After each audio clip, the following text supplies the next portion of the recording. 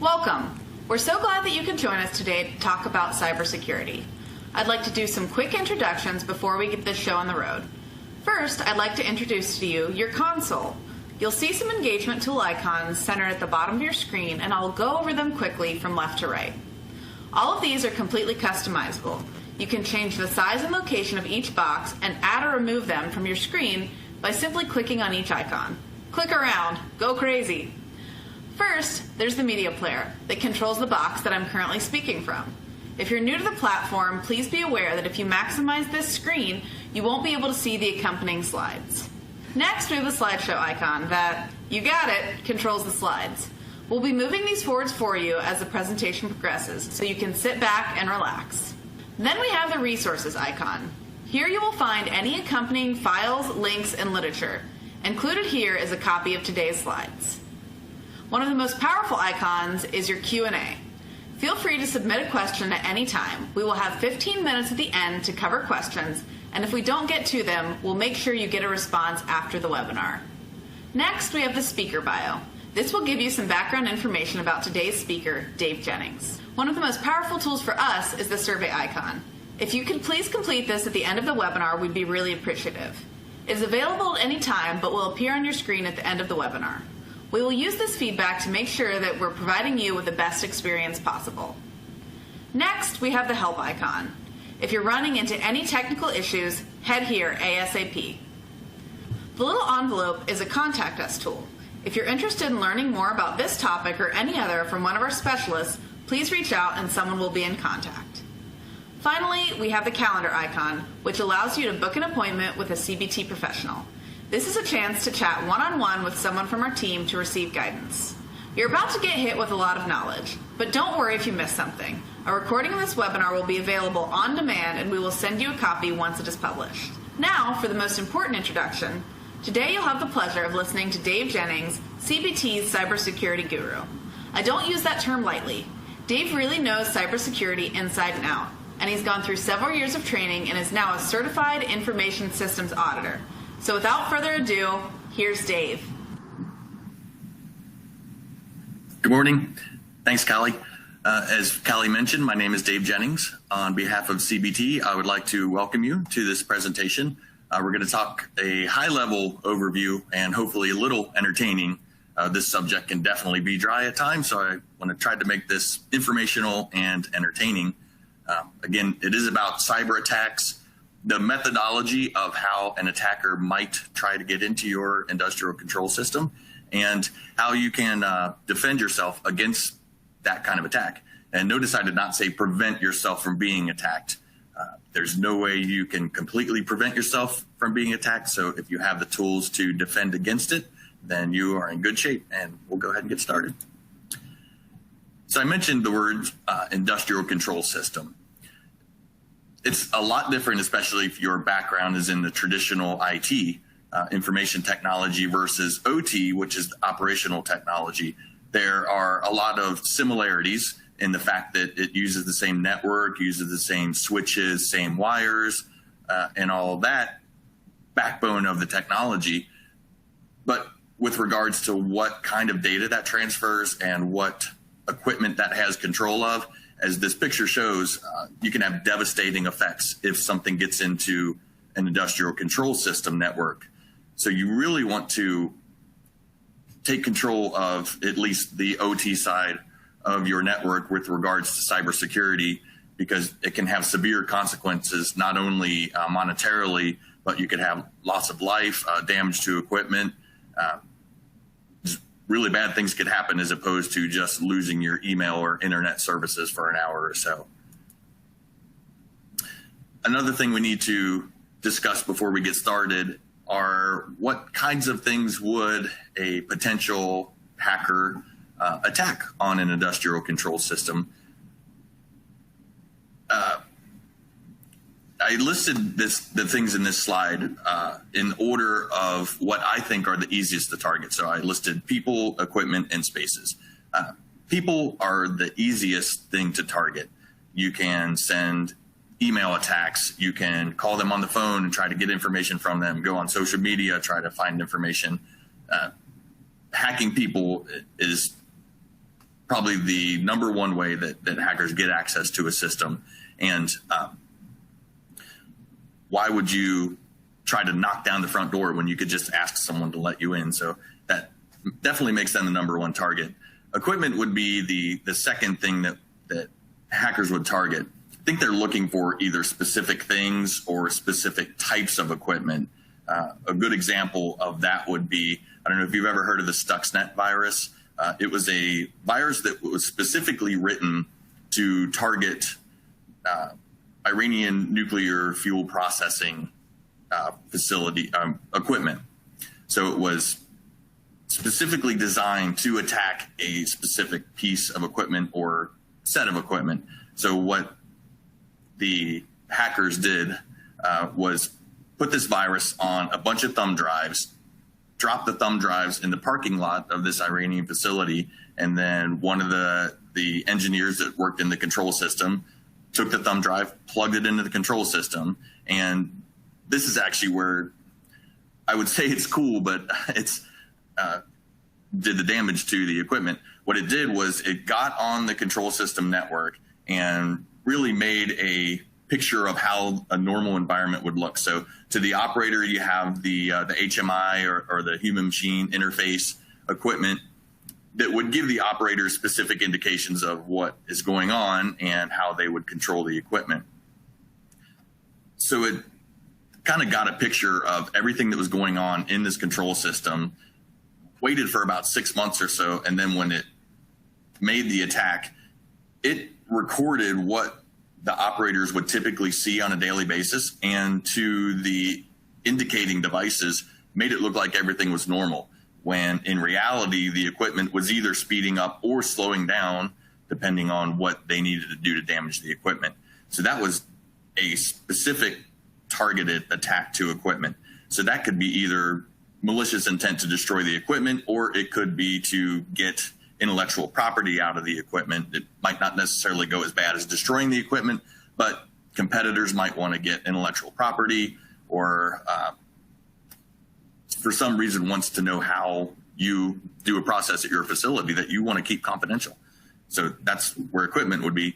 Spaces, the last part that I want to talk about is typically the hardest to attack, because I'm talking about things like safety instrumented systems, HVAC for critical manufacturing that would typically be on a separate network and wouldn't be connected to the internet. You still have to be concerned with that and make sure that it's not. But typically these systems are definitely standalone and really don't have much monitoring outside of what their actual function is. And I did just mention HVAC, so I want to go into one story. I don't know if you're familiar with the Target hack. Is pretty well known what happened at the Target stores. A HVAC contractor needed remote access to their equipment, which is fairly common. So in your facilities, you may have contractors that want remote access to their equipment. What happened there is the equipment was on the same network as everything else in the store. So the contractor remotely plugged his equipment in to the remote access point, which opened a bridge into their entire network. So the contractor had some kind of malicious software on their computer that they used for remote access. That software made its way to the Target point of sale systems and just exfiltrated that data back to whoever was trying to get that data. So they used a roundabout method, knew that this contractor had access, and they targeted that contractor specifically. So third-party access is definitely something you want to look out for as well, and make sure that that's controlled. Before we get into the types of attacks or how an attack is made, I want to talk about some of the people that might be doing some of these. So we've discussed some examples already. I want to talk about the people that were doing those kinds of attacks. The first one I talked about, the Stuxnet virus, that was a state actor, as we found out now. That was one nation state targeting another nation state to specifically destroy, militarily speaking, destroy that equipment. There's another one, type of person that would do these attacks, and that would be an insider. or an employee that may have malicious or non-malicious intent. That's also a type of attack, so I'll describe that in a couple of slides here.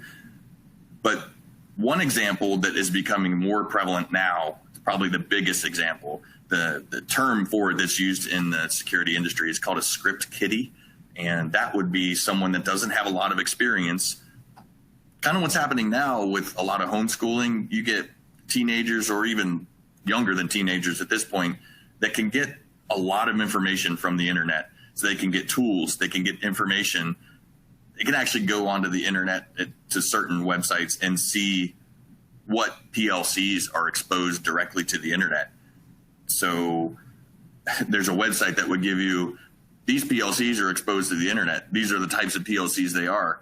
Here's some tools that will allow you to hack into that. And they just click and it hacks into devices. So that's a big one for threat actors that don't even know what they're getting into. Could do a lot of damage. This first type of attack that I want to talk about is a passive attack. So if you have tools that go onto a network, can just listen to a network. So you're trying to get all of this information and bring it in, collect it, without anyone really knowing that you're there. So my example here, it's actually a submarine example. So I'll start with letting you know that a lot of you have known me for a while. And if you don't, you know that I was in the U.S. Navy stationed on submarines. So I have a lot of submarine examples I could talk about. It's actually really goes along with this topic, submarines and sneaky activities, we'll say. But this example is during the Cold War. There were two Russian naval bases, and I definitely cannot say the names of these Russian naval bases or the sea that is between them. I will definitely royally mess those names up. So I'll just say there were two Russian naval bases, and there was a channel or sea in between those two Russian naval bases, and they had a undersea cable for communications between those two naval bases. So the United States, we thought that that would be a good opportunity to go try to steal that information just by listening. So we had a submarine that had just been retrofitted with a nuclear power plant, so it could spend quite a bit of time underwater undetected. And there was a special diving pod that was made so that divers could take this cable tap that's shown in the picture and basically just attach that to the cable on the bottom of the sea floor. The way we knew where it was is they actually put signs on both shores pointing down to say this is the location where this cable is underwater. So they didn't want fishermen to hook that cable. So they put signs there saying this is where the cable is. So that's how we knew where the cable was. So we basically put this cable tap around the wires, and we were getting all of their communications. So we knew their plans, basically just stealing their data passively. Best part about that story is there's actually well, this isn't the best part, but there was an NSA agent that was getting paid to leak secrets to the Russians. So that part's not good. But the good part is when the Russians did find that cable tap and they brought it out of the water, they opened it up. There was no doubt about who it did that because it said property of the United States government right on the cable tap. So it's in a museum now, but that part of the story is pretty funny. The next step of trying to look at a network or trying to hack into a network is to use active techniques. So that's physically trying to punch through firewalls and things like that. So I don't know if you remember the movie War Games, where Ferris Bueller tries to go in and punch through the firewalls, and he finally gets in to play the war games, and he plays global thermonuclear war, kind of like a script kiddie. He had no idea he was going to literally play global thermonuclear war. He just saw something cool on the internet, wanted to see what it was, and that happens quite frequently. A close-in attack might be something that is relevant to today's environment with remote workers as well. So close-in would be something like stealing a Wi-Fi signal. one possible action for an attacker might be to find out who is working remotely, who might have remote access to the network they're trying to get into, and maybe go try to attack that person's home router, know that they're working from home. So that's what I'm kind of showing here is you need to look out for all of your activities, whether you're at home, whether you're at work. If the computer that you take home has work information on it, you always need to be concerned that if somebody really wants information, they could try to attack you even outside of a work location. So through your home router or something like that. So I fixed that by putting a name on my home Wi-Fi network. I call it government surveillance. So there's nobody that wants to break into a network that says government surveillance. So I fixed that one. Kind of already talked about this one a little bit on the types of people that might make an attack. The insider attack could be either malicious or non-malicious in intent. And I want to talk about the non-malicious actually.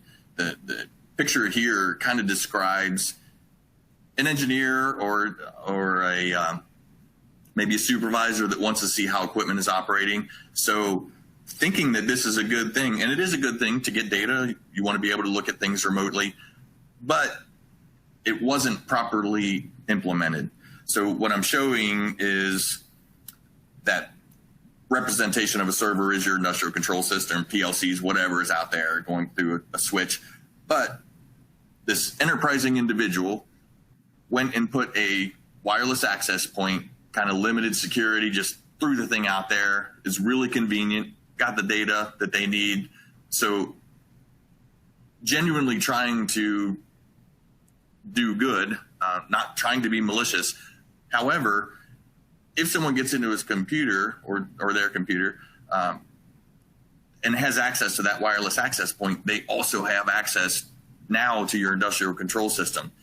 That is the biggest one I hear, especially if I ask about cybersecurity and is your industrial control system, are you concerned with internet access to your industrial control system or something like that? And the answer that I get back is, well, we're not connected to the internet. We don't connect the industrial control system to the internet. It's completely separate. It actually may not be. So you gotta look and see what's on the network, see if some of these things happen without any malicious intent. This one may not be familiar to you. It's definitely familiar to CBT as a Rockwell Automation hardware and software distributor. We have definitely seen this, and it's pretty important, especially if you looked at the risk to your environment, and if the risk is pretty great that you don't want your information stolen or you don't want your systems attacked. You need to look at using authorized channels straight from the manufacturer. There are some cases where things have gone, hardware, for instance, not gone through authorized channels. I'm showing an Ethernet card in this example because extra circuit boards have been added, extra circuits. Don't know exactly what the purpose of those are. My thoughts would be that's some kind of a backdoor access or something like that, where some other third party has access to wherever you install that card. So that's one possibility. Also, we've seen the complete opposite, where something like that picture, the shell of that device gets delivered and nothing's in it. It's just a blank shell. So that one wouldn't be as bad. That would be pretty obvious that you got something like that. But just be concerned that the distribution is a way of attack, and it's actually a method that is being used currently to try to get into systems. It's not as familiar to everyone, which is why I definitely wanted to bring it up just for awareness today. Now we'll kind of get into the attack methodology. This is the fun part. This is really interesting to me. So I'm a geek about this stuff, so hopefully this is pretty entertaining for you. Hopefully it's pretty enlightening on what an attacker can do and actually and honestly how easy it is for them to do that. This first slide, I'll stop right here for a second. So our marketing department put these slides together, and they put this guy in this slide specifically because they said it looked like me. I don't think this guy looks like me at all. He's got way too much gray in that goatee there, so I don't know what they were talking about. This guy doesn't look like me at all. But what he's doing is what you would do for reconnaissance. So it's doing all those techniques, the passive, trying to look from a distance, trying to hear things, and this could be literally trying to hear things, passwords or something like that, or it could also be on the network. So it could be reconnaissance on the network. There is a hackers convention every year. It's in Vegas, and what it is hackers or wannabe hackers from all around the world. They come to this convention in Vegas and they try out their different techniques. So they try out trying to hack into cars, which they successfully do. They try to hack into ATM machines. They try to hack into voting machines. Let me stop right there. Since I mentioned voting machines, just so I don't scare you with the whole voting season coming up, they were able to successfully get into a voting machine. These are the physical machines that you would go put your ballot in. They were able to hack into that, but they had to have physical access and they had to take the thing apart and get to the motherboard. So it was not a network hack or anything like that. They actually had to physically take the thing apart. So it's pretty safe that they wouldn't hack into voting machines.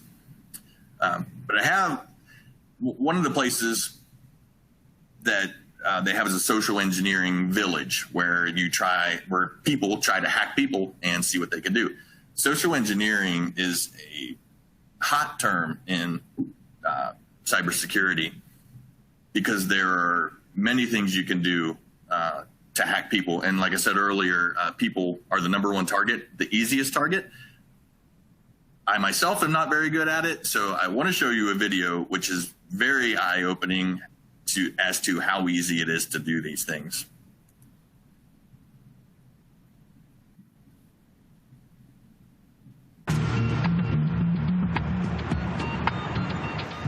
DEF CON is the biggest hacker convention of the year. It's a place where thousands of hackers come to hear talks, to demonstrate their newest hacks. It's actually a place that's so dangerous to be on the internet that they tell you to turn off the Wi-Fi and the Bluetooth on your phone, and they tell you not to use the ATMs too, because those could be hacked as well. This is the DEF CON ballroom. It's sort of the main room where things are happening, and it's pretty wild. I think this is Car Hacking Village. This car's locked. Can you get me in? I'll unlock it for you. Should be good. Hacking is no longer like this fringe activity, and if you are at DEF CON, there's a good chance that you're here because you want to learn what could happen to you or your company. Anyone here first time in the SCCTF? Holy crap. I invited Chris to hack me with his team, but they're going to hack me using social engineering, which is essentially hacking without any code. They just use a phone and an internet connection. We help people with human security issues by testing vulnerabilities for like a network test, but it's for the people network. We test those vulnerabilities, see where the holes are, and then help people learn so they can patch them. Can we try some of this? Can we try some, see if it works? Yeah, we probably could have our star visher here make some phone calls as Let's do it. Sure. Do you want to do a sample vishing call? What's phishing? Phishing is voice solicitation, and basically what you do is you use the phone to extract information or data points that can be used in a later attack. Let's do it. Who are you going to call? Maybe I'll call your cell phone provider Okay. and see if I can get them to give me your email address. I bet they're good. I bet they have my back. But yeah, go for it. I'm going to spoof from your number, so it's going to look like it's calling from you. Okay. Hi, I'm so sorry. Can you hear me okay? My baby, I'm sorry. my husband's like, we're about to apply for a loan and we just had a baby and he's like, get this done by today. So I'm so sorry. I can't call you back. I'm trying to log into our account for uses information and I can't remember what email address we used to log the account. The baby's crying and can you help me? Awesome. In just 30 seconds, gmail.com? Jessica gets my personal email address. Now, if I needed to add our older daughter on our account so she could call in and make changes, how would I need to go about doing that? You would have to send me a secure PIN through a text message? Yeah, well, the thing is, I don't think I'll be able to receive a text message if I'm on the phone. Shh. Oh, I'm not on there either? So I thought when we got married, he added me to the account. Okay, my Jessica uses my girlfriend's name and a fake social security number 5127. to set up her own personal access to my account. Wait, I'm sorry. So there's no password on my account right now? Can I set that up? She even gets the support person to change my password. Thank you so much for your help today. So she just basically blocked me out of my own account. I'll get her fed after this. All right, thank you. So they just gave you access to my entire cell phone account. You're gonna have to go on and change your password now because it's Jess, my name. And all it took was a crying baby and a phone call. Yes. I really thought that my cell phone company would protect me. I mean, like, this is the most basic stuff, and they're not doing it. And if they're not doing it, you know all these other businesses aren't doing it either.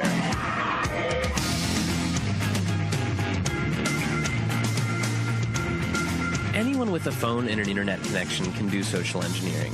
But I was curious, what can a hacker with serious coding skills do? Well, DEF CON is the world's biggest hacking convention. It's hacking everything. Hacking social, hacking hardware, hacking software, hacking various systems. I asked Dan Tentler, a well-known security researcher, to turn all of his firepower on me. I did get into quite a number of things that I found. So what were the first things you did? How did you start hacking me? I quickly found your Squarespace blog and had an idea. Basically what I did was created a bogus Squarespace site and sent an email to you, a fish asking you to go to this website, run this certificate installer. And I did it, because I'm an idiot. So once you ran that, it gave me access to your computer, and I created several fake pop-ups that looked like system pop-ups that would ask you for your credentials. You didn't even have to have my passwords. No, you gave them to me. I gave them to you. Yeah. So I stole your 1Password keychain.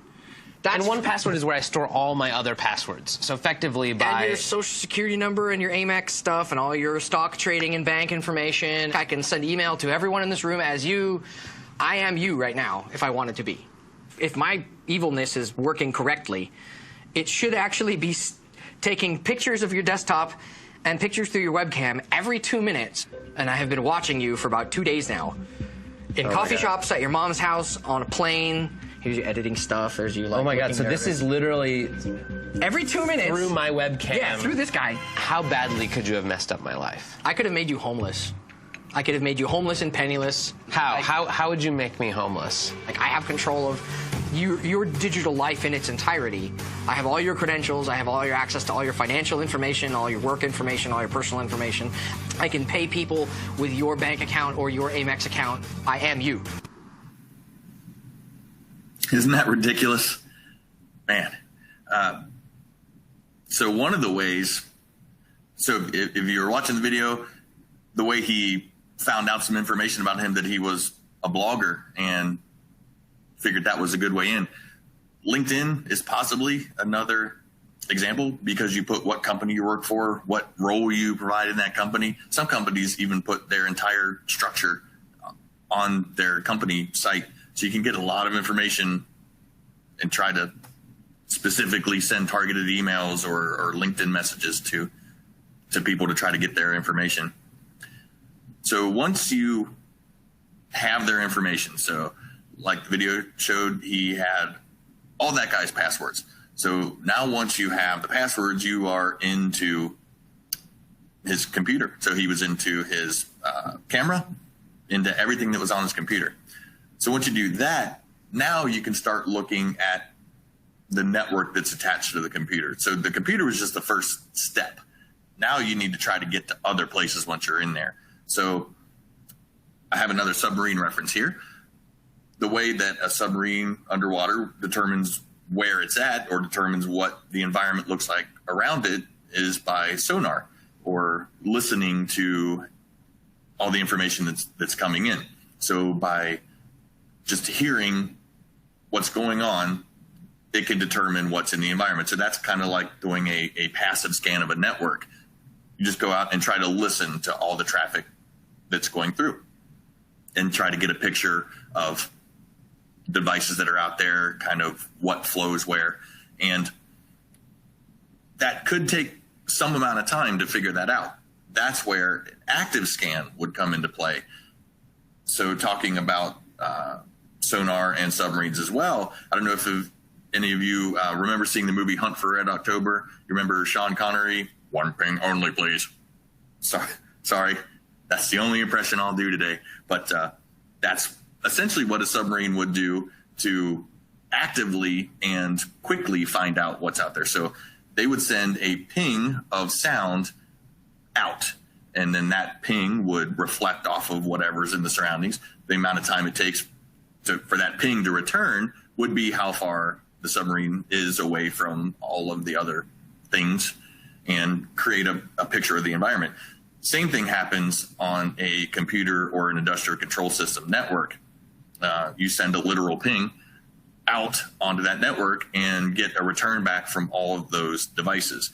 And there are open source tools, we'll see a demonstration of this here in a bit, that do all of those things for you. So you run a command, it's going to go out and actively ping, bring back an entire picture of a network. The same reason it's bad for submarines, once they send out that ping, that's a noise that other enemies in the area can hear. So now they know that you're there. Same way on a network. If you start running these active tools that are going to quickly search the network, that's an opportunity for them to now know that you're there. So I'm talking from a hacker's perspective now. So right now, the enemy is you from a hacker perspective. So now you would know that I'm there if I'm trying to hack you. So that's where active works quicker, but it's going to alert them possibly to the fact that you're there. So once we have the network mapped, now we can look and see what is out there. So on an industrial control system, we'll see servers with operating systems, we'll see engineering workstations, we'll see laptops, PLCs, HMIs, we'll see all kinds of different devices that are out there. So now we can take a look at the tools that we have and see what we want to use to try to go after those devices. A typical one, and one that we'll get to this demo, is specifically for older operating systems like Windows XP, Windows Server 2003, older than that, that are not patched by Microsoft anymore. Microsoft wants you to move to the latest and greatest, so they don't provide patches anymore. So on the internet, available for anyone to download, are these exploits that could be ran against these operating systems. And as the demo is going to show, it's one line of code, one exploit that just completely bypasses any security. So that's what the next step would be, to actually run that exploit. I'm not going to talk too much into it on this slide here because I do have a demo for it, but this is the next step. Once you find out what components are on that network, then you determine what exploit you have available to you and you can use. Then you go ahead and run that vulnerability exploit and see if you can get access. Then once you do have access, this is really important now. Once you have access to another computer, maybe the first PC that you got into was the laptop that didn't really have anything on it, but you have access to, say, an engineering workstation or an HMI server or something else more valuable on that network. Once you get into that, now you can use the tools within that computer and run tools like the active pings and different tools in the background. But what it looks like to the network, it looks like it's coming from the other computer now. So if you have your enemy, or you guys have tools that are scanning for different flow paths or going from this computer to another computer, well, now whatever the hacker is doing is coming from a computer that could be authorized to go anywhere on that network, which is quite possible on an industrial control system that controls aren't in place to not allow that to happen. So an engineering workstation probably can go just about anywhere it wants to on the network. So if you could hit that, that would be a great target for a hacker. And once you're in there, You can go pretty much anywhere you want unless you don't have a high-level password, which would be the next action that you are going to want to take as a hacker. You're going to want to try to escalate your privileges. So you might only have the login user or the engineer user, supervisor, management user. You want to try to get to an administrator user or someone that has access to either an Active Directory or the directory for all of the logins for your industrial control system. You want to try to get there so that you basically have the keys to the kingdom. Once you have that administrator password, you type in those credentials. It usually allows you through firewalls. You can change firewall settings. So that administrator password is definitely something that you are going to want to strive to look for once you're on that network. If you haven't already found your specific target and you just want to look around, or you want to try to get better targets, admin password. What a really good hacker is going to want to try to do after that is take all the logs that look at the activity that has just been done, and they want to destroy those logs. So that's what this picture represents. This guy destroying the logs of the actions that had just happened. So there's some that are pretty good at this. If it's an extensive hack or a nation state hacker that really know what they're doing, they're going to be able to cover these tracks pretty good. But if it's a script kiddie or somebody with not so much intent on the hacking, but they just want to get the information and maybe they have some tools that they found off the internet or something like that, they're not going to be able to cover their tracks as well. So that's going to be a really good tool for you to be able to go back and look and see what happened. But if you're a good hacker, you're going to want to try to cover up your tracks and get rid of the logs and, like I said, try to bypass firewalls, try to do things that are going to look like they are supposed to have happened, so that you're not going to be able to go back later and say, well, that was definitely the hacker that did that. No, that was your system admin that did that. May or may not have actually been the system admin. One of the last steps that you can do once you find the target device that you want to do, say it is the engineering workstation or HMI server or whatever it is, you want to be able to, in case someone finds out or it just happens to have a power outage and that computer goes down, or they pull the plug from remote access or something like that, once you get that access back, because at some point that it'll most likely get back to where it was once they think that the attack is over, then once that computer comes back online, it's going to call the hacker back and let them know that it's back online. So now that they have access to it again. So what I want to show you now is a demo that I mentioned earlier of an actual exploit happening. The reason I want to show you this instead of me doing this myself, you see our demo wall behind us. I have plenty of equipment back here. I could show you an actual attack, but I wanted to show you this specifically because it's just one video I found on the internet, that there's hundreds, thousands probably, of these videos that show you what tools to use, how to use it, what commands to use. Just the wealth of information out there is ridiculous. So I want to show you this.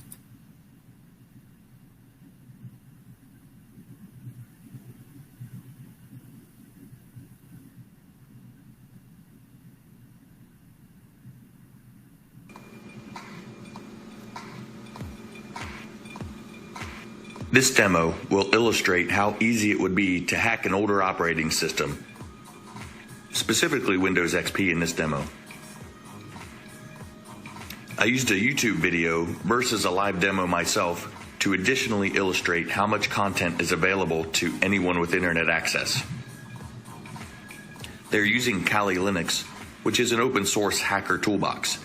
It comes pre-installed with everything you need to be a hacker for free. They show the XP screen so that we can see when they get access to it.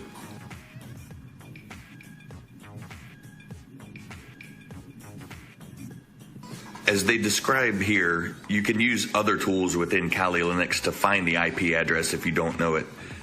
The tool is not really demonstrated, but it is similar to pinging every device on the network and requesting that those devices return their address.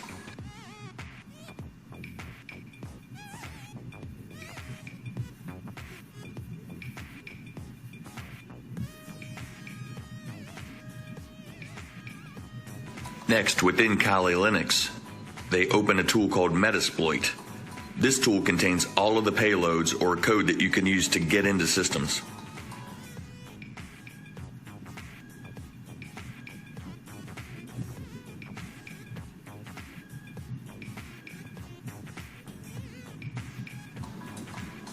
As demonstrated here, they use an exploit called MS08_067. This is an exploit that specifically targets vulnerable Microsoft operating systems. All you need is the IP address.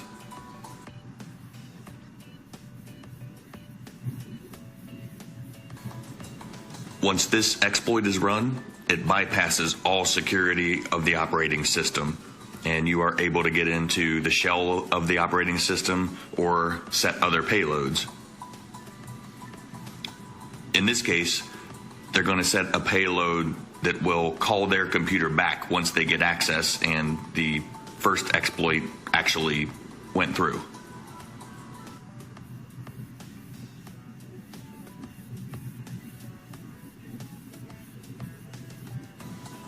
Now they show the Windows XP screen again so that you can see what they're going to do. For this example, they're going to create a text file that the target would see that tells them they have been hacked. Obviously, the real goal would be not to let anyone know and see what kind of interesting things you can find in their system.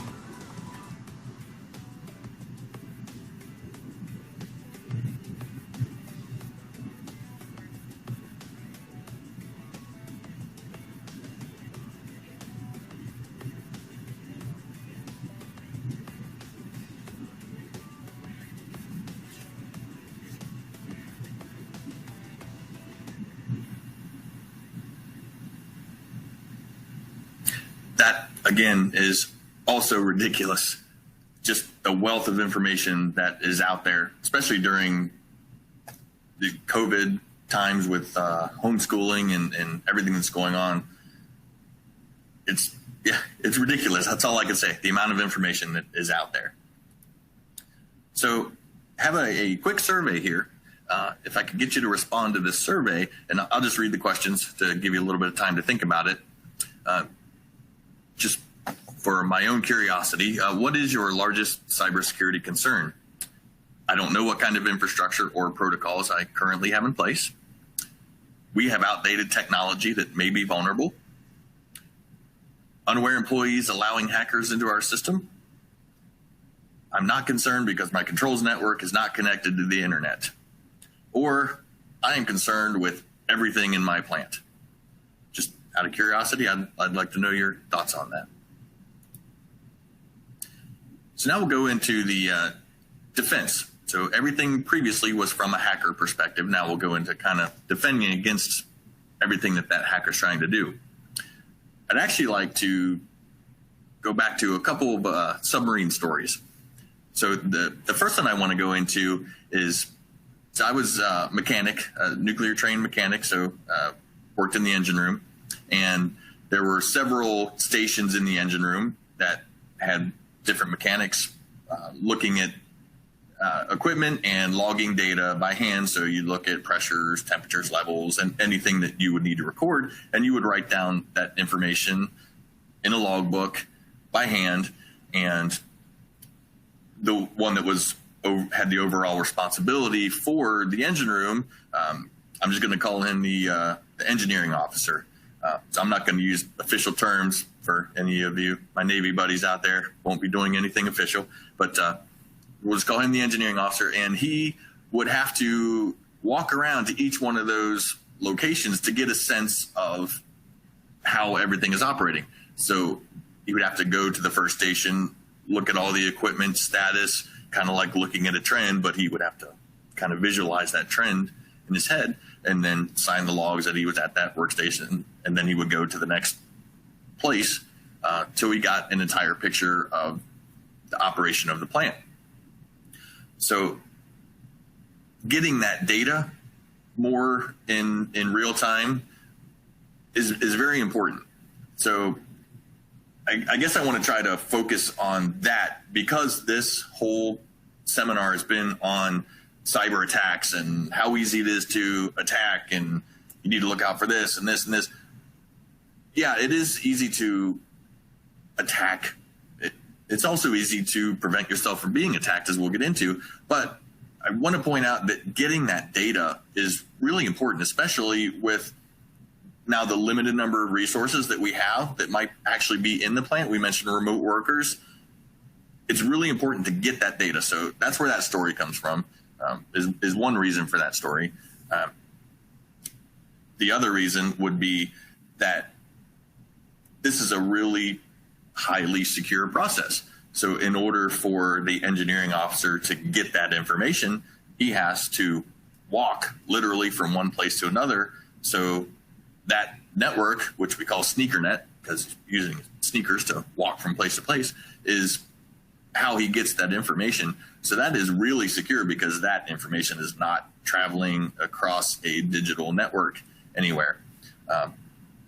But it's also, he also doesn't have that information readily available at his fingertips. Also, from a controls perspective, there was an example of the watch station that I was at had to have a standby pump, and one of these pumps had to be running at all times. So if the pump went down, I knew that I needed to start another one, but I would have to call up to the engineering officer in the control room, and I would get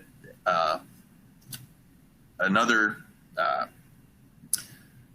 mechanic or electrician, whoever. They would be on the phones, and I would talk to them, and I would say, hey, can you ask the engineering officer if I can start this pump? He would say, yes, I will ask the engineering officer if you can start that pump. Then would ask the engineering officer. The engineering officer would say, start the pump.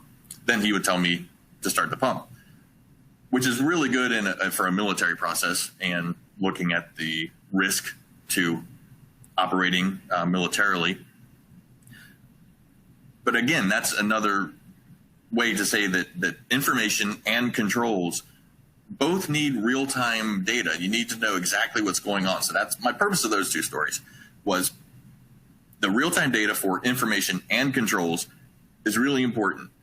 However, if you look at the risk that is involved, so the risk was pretty high, so you wanted that separation. You didn't want to have a network with that information traveling across it. The same way you could look at your information and look at the risks involved and see what you have to do to secure it, or even if you need to secure it. One example would be that old XP computer. If you have that XP computer that you know is really easy to get into, maybe you do look at upgrading that, or maybe not even using it at all. If it's just collecting data to an Excel file or something like that, come up with a different way to do that. So that would be the first step, to identify exactly what you're doing. Do I have those XP computers out there? Do I have exposed PLCs, exposed gateways with no passwords? I do have another story about that. There was a Russian power grid that was taken down for quite an extensive amount of time. If you were the operators at that Russian power plant, they were watching the monitors with all of the breakers that looked at their whole power grid, and all of a sudden they would see the mouse move, and it wasn't them doing it, and it would go to each individual breaker and open up breakers. The operators had no control at all. So the hacker completely took control away from them. So they were basically just watching all this happen on their screen. They could do nothing about it. Ultimately, what was found is they wanted to get that information from the PLCs that were controlling those breakers. They wanted to get that information back to the control room. So they used an Ethernet gateway, which is very familiar for use in process facilities or at your facility. But those gateways had either the default addresses and passwords, or no password at all. So what they did was they went in and got into that gateway, made the changes, opened those breakers, and then defaulted the configuration in those gateways. So when they actually did have guys in the field have to go open those breakers or close those breakers manually, that's how they found it, because they tried to get in through those gateways, and the gateways were back to their default configuration. So one of the things, the first step to do would be to do an assessment of what you have. So look at the devices on your network, look at the configurations, back up those configurations, and make sure that a policy is in place specifically for network flows. This might be something that you're not familiar with doing, is actually mapping what device is allowed to go to other devices on the network. The same way with looking at the risk to a submarine and transferring data back and forth, you need to look and see what the business need is for the data. If it's for remote workers, if it is for intellectual property, recipes, something like that, see what the criticality is and what the risk might be involved to that, and look at any possible governance requirements like EPA. If you're required to have a certain amount of data, that you get fined if you lose that data. So it's really important to have that data. So do kind of a risk analysis on that. From that point, you can manage the risks and see what controls are needed. So it might be update that computer to something that you can do the patches on, or change it to some other platform completely. So that's do some risk management from that point once you do an evaluation. So the first step is to just evaluate, what do I have? A base evaluation. At that point, then you need to start protecting those assets. And that could be adding remote access controls.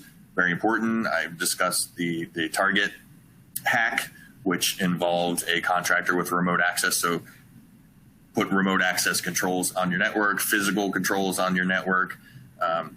Credential management important. Remember, the goal was to get the admin password. A lot of times it's typical, because I've seen it, it's typical on an industrial control system to ask for admin credentials to be able to do anything you want. We really need to get out of that habit as an OT environment, just because I've been there, seen it happen over the years. We need to manage credentials a bit better and kind of limit what roles and what passwords have the ability to do different things. Awareness training specifically regarding email training and malware attempts. So ransomware is the number one hack, I guess, based on all the data for the past couple of years. That's the number one concern, and actually that's the number one hack, is that you click on an email, your computer now is encrypted, and you cannot get to anything in your computer unless you pay the ransom. So one thing you're going to want to do specifically regarding emails is don't make the same computer that you use for emails the same computer that can actually access your industrial controls network, unless you go through some other types of controls. So this can be discussed depending on your situation, and it can have a lot of different ways to actually protect yourself, but definitely needs to have a discussion there. If you look at asset management regarding PLCs specifically, one of the things that could have detected that Stuxnet virus is if your revision control of software was managed and there was a device that could automatically look at the running code that were in those processors, they could have seen that the code was changed, even though they thought that they had the indications from their screen that everything was normal. Some automated software would have seen that the code was changed and could have seen that. So another form of protection that we could discuss. Same way with the actual backups and maintaining a revision history if your computer happens to get infected with malware. You need to be able to completely restart from scratch if you have to, and do it quickly. So the ability to do that needs to be built in. Policies need to be in place that aren't just, typically when you hear security policy, you're thinking it's your IT policy where you're not allowed to go to a certain website or something like that, and that's the extent of your security policy. The policy I'm talking about would actually spell out what devices are allowed to go to other devices, and any other path is denied either by firewalls or internal to the operating system. But all that has to be spelled out. A lot of this is documentation, still knowing what you have, knowing what's allowed to do what, and really following that policy. And of course, with any plan or with any policy, make sure everything is documented, everything's backed up, and you do audits on that to make sure that that's actually being followed, and do that on a pretty regular basis. And of course, you want to keep track of your logs and have automated software would be the key to looking at logs. There is a tremendous amount of information that can come through a log, especially if you're looking at security logs specifically, or data traffic flows. You're not going to be able to look to find one anomaly just by looking through thousands of lines of this log that you're going to get. So an automated software that is going to help you look for that would definitely be something that I recommend. To go along with that anomalies are what you're looking for. So along with what equipment do I have, what's allowed to go where, also take a snapshot of what actually is going where. So again, there are automated software packages out there that will give you a baseline of, I typically have this communication going from this PLC to this HMI, or this PLC to this motion system, or historian server, whatever you have a record of this is the normal traffic flow. That way, the same way with a log audit, you will see I have this traffic flow that is abnormal. So when we go back from the hacker's perspective, say the hacker got into the engineering workstation and went over to the historian to try to get information. Well, what if that wasn't a typical path? Maybe the engineering workstation wasn't what you normally use to do any configuration on the historian server. Something like an automated software package is going to see that that's not a typical way to go, or maybe 2:30 in the morning, you see a bunch of information being exfiltrated out of your SQL recipe tables or something like that. You're going to know that that's not normal and be able to do something about that. That's where the continuous monitoring comes into play. Again, talking about that Stuxnet virus, malicious code would have been seen just by doing some automated processes. As much of this as you can automate as you can is going to be best, especially for maybe the limited number of people, the limited amount of knowledge just in general of what communicates specifically to other devices. Automated software is definitely going to be a key. And of course, you want to be able to test those functions for anomalies. So create an anomaly and test to make sure that worked.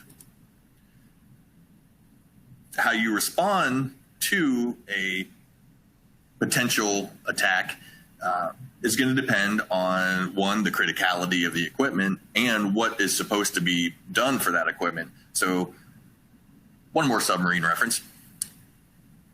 We had immediate actions for casualties such as a fire or flooding or something like that. So if you heard the word flooding, you automatically knew what pieces of equipment you needed to shut down or start, or whatever you needed to do. Say, even if there were 7 steps that you needed to do, every operator knew what those 7 steps were.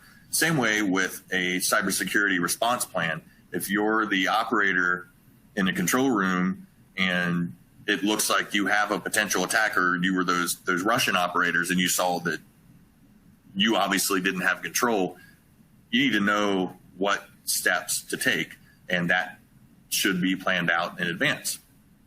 And that plan should be tested, and make sure that all the operators know what to do. They know who to respond or get involved, and make sure that the controls actually fit what's going on. So this is an important step here for the mitigation process, also looking at risk control. So depending on what the equipment is, if it's safety equipment or something that is of immediate concern that you don't want access at all, it could be to pull the plug on whoever's trying to get in. So that could be the response. The response could also be, if the risk is not as high and you can plan for this in advance, there are tools that will trace the origin of wherever the data packets are coming from. So if you can, knowing that you're going to be attacked, this goes way back to the beginning where I said defend and not prevent. If you could plan for it and think that this is a possible way that my network is going to be attacked, then you can plan for that to be attacked and be able to go back and trace where it's coming from and what they were trying to do. So that might be even more important than knowing that you were attacked, is what were they trying to get? So, I mean, it may be a competitor, maybe a nation state. You could find out that it's just some 12-year-old kid or something like that. So that could also be pretty important. But again, that goes back to a risk assessment. If that is a critical piece of equipment, obviously you don't want to do something like that. And you want to test that as well. So try to do what a hacker would do. So use all the tools at the beginning of this seminar. Go out and get those open source tools, Kali Linux. Try to hack into it. I want to warn you though, some of those tools on Kali Linux, like the tools that go out and do the network discovery, industrial networks don't really like those tools. So be careful using those. I don't want to tell you to go use those because you might take your network down. The last part of a defense plan is to be able to recover from an attack. So I mentioned the ransomware that could encrypt your computer. You don't want to pay that ransom, so you can just start over. So one thing you would do is have a recovery plan so you know where to go. If you need to get your configurations from scratch, you need to know where to get them from, exactly how to download them into your system. So it's not only knowing what to do or knowing that you have backups, you need to test it so that you've actually done it and you know that you can get it back in a timely manner. And then if there anything that you found that is a hiccup or something, you can put additional controls in place if necessary. All right, so now I'm going to go back and look at the responses to the surveys. Let's see who won. 33% unaware employees allowing hackers into our system.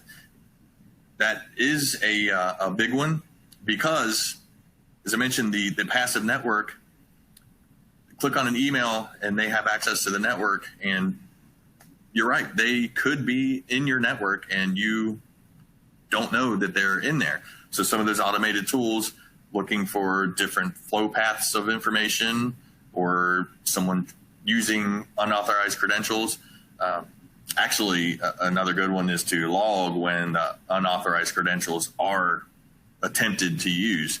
So not only you could lock something out if they don't put in the right credentials, but you also know that the wrong credentials were tried here, then they were tried here, then they were tried here. So you're kind of getting the picture that somebody's trying to brute force a password or something like that. And it's dead heat between everything and my controls network is not connected to the internet. And yeah, that's interesting. Thank you for answering that survey.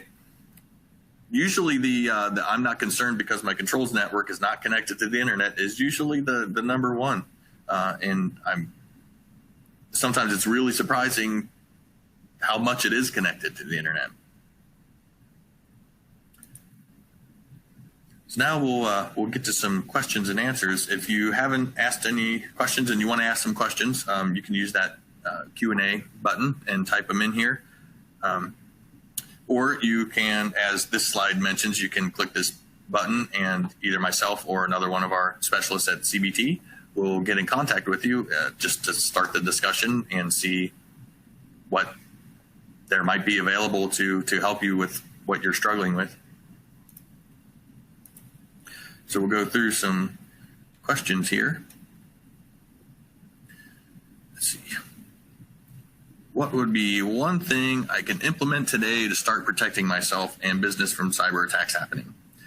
So I think the one thing that you can implement is the first step in the defense is to find out what you have. I mean, that's really the most important, to know what you have, what comprises those systems, what kinds of software is running on those systems, and document everything. It may not be a quick process, especially if the whole system has been piecemealed from the beginning. It might not be a quick process to get all this done, but it's really important to start that process of finding out what you have and documenting what it is. So I think that's definitely the first step. Or maybe even better, the first step would be don't let the computer that you use for email be the same computer that you use on your industrial control system. Use like remote desktop sessions or something like that. Get the email away from your industrial control system.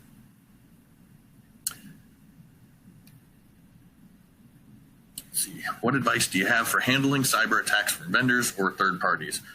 That is a pretty important question for especially in our business, industrial control systems, especially with we've been talking about it, the limited number of people that are available to work in some of these facilities. So remote access is definitely important. You want to have the third party and the vendors and the OEMs, you want to have their knowledge and expertise available to be able to help you monitor your equipment, but you just need to do that remote access securely. We can't just throw a wireless access device or wireless access point on the network and let anybody that wants to access that get onto that network. Let's see. I have Windows XP on my plant floor. What should I do? This is going to go back to the risk assessment. See if that XP device is even necessary. I myself would recommend upgrading that to something else or changing it to some other method, whatever you're using that for, if possible. If not possible, then definitely, if it's critical, protect that with an individual firewall or try to get it off the network completely. But XP is definitely vulnerable. Let's see. If I'm using an email application like Thunderbird from within a virtual machine, and I happen to click on a malicious link, will the damage be limited to the virtual machine, in which case I can just discard my VM and redeploy a previous instance of the VM? That is a good question. I'll paraphrase that. I think I might have read that to myself. So the question is, if you are doing something inside of a virtual machine, would the damage only be limited to that virtual machine? In this case, Todd is asking if he has an email application inside of that virtual machine, would that only be limited to that machine? So that the answer to that can actually go a couple different ways. First of all, virtual machines are definitely a good way to go because you can completely restore that virtual image really quickly. Depending on what that malware does, it could be limited to just that virtual machine. So yeah, if you get some kind of malware on that and it locks up or encrypts that virtual machine, yeah, you just wipe that image and go back to a previous known good image. So that's very good. When I say it depends, they could have gotten into that image jump to another computer from there. So it may have affected something else. The third thing I want to say about virtual machines is just make sure that the security is in place, that there is no way for malicious code to get into the source, whether it's vSphere or some other virtual operating system at the base layer. Make sure that nothing can get to that base layer, because then obviously all of your images are affected at that point. Have you heard of the 3 dumb router arrangement? Is this a decent method of segregating your control system network from your office network by the use of the same ISP? Have you heard of the 3 dumb router arrangement? I can't say that I've heard of the 3 dumb router arrangement. Is this a decent method of segregating your control system network? So I'll tell you my thoughts. So I apologize. I have not heard of the 3 dumb router arrangement for protecting that. But what I would recommend to keep your office network separate from your OT network is by the use of firewalls. And so I'll start off by saying this. If you need more information, let me know. I can get you more information. But Rockwell Automation, Panduit, Cisco have developed a standard. It's called the Converged Plant-Wide Ethernet Standard, CPWE for short, if you might have heard me say something like that before. It's actually a set of standards for the hardware that you could implement, and they do have different like small, medium, large applications. So you could tailor that to any of your recommendations. So instead of using like 3 dumb routers or something like that, I would do firewalls and a DMZ, which is a demilitarized zone, which essentially is not part. I'll say the IT network is up on top, your OT network is on the bottom. You have this DMZ in the middle, a couple of firewalls in between. So that it's going to prevent traffic from the IT network cannot get to the OT network except through firewalls and authorized traffic, which again, you still have to monitor for that, because if someone gets into another computer, they can look like authorized traffic. But I guess to go back and answer your question, I would follow the recommendations from the CPWE regarding firewalls and having all of your applications in the DMZ. Specifically, one application that I'm talking about is either a remote access server, setting up a Windows operating system, Windows Server operating system as a remote access server for remote access, or setting up a remote desktop server. So from your IT network, if you're trying to get to the controls network from your IT network, you actually first go through an intermediate server in the DMZ, and then you go to somewhere else inside of your OT network. That's just going to give you an extra layer of defense, keep your email out of the OT network. Hopefully that's it. If you have any more questions, please let us know. Either click that button or in the follow-up survey, if you could just let us know if you have any questions or you need anything from us. And on that note, I want to thank you again for watching this presentation, and I'll leave you with just a couple more things.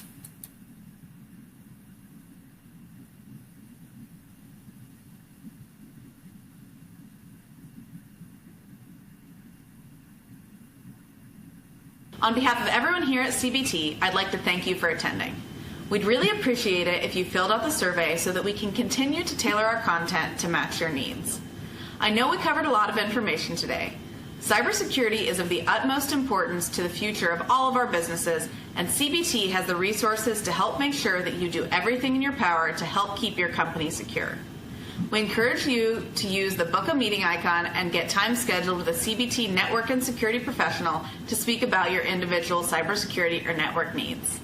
Thanks for attending, and we'll see you next time. Re-verify or arrange to target.